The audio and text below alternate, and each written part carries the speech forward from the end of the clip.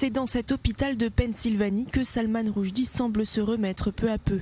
2 jours après l'attaque, l'écrivain est sorti d'assistance respiratoire et pourrait à nouveau s'exprimer. Sur Twitter, le soulagement de la part de ses collègues auteurs et universitaires. Salman Rushdie n'est plus sous ventilateur et il parle. Continuez de prier. La tentative d'assassinat contre l'écrivain a suscité l'indignation dans le monde.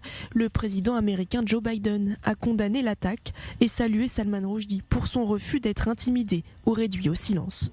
Dans plusieurs pays, notamment en France, les réactions officielles ont salué son combat continu contre l'obscurantisme. En Israël, le Premier ministre israélien a également déploré cette attaque. L'attaque contre Salman Rushdie est une attaque contre nos libertés et nos valeurs. C'est le résultat de décennies d'incitation menées par le régime extrémiste de Téhéran.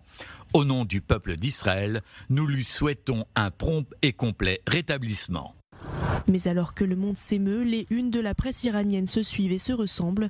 Les principaux journaux proches du pouvoir iranien félicitent l'auteur de cette tentative d'assassinat. Bravo à cet homme courageux et conscient de son devoir qui a attaqué l'apostate et le vicieux Salman Rushdie. Baisons la main de celui qui a déchiré le cou de l'ennemi de Dieu avec un couteau. Un événement qui risque de compliquer encore davantage les relations entre l'Iran et l'Occident et les négociations sur le nucléaire.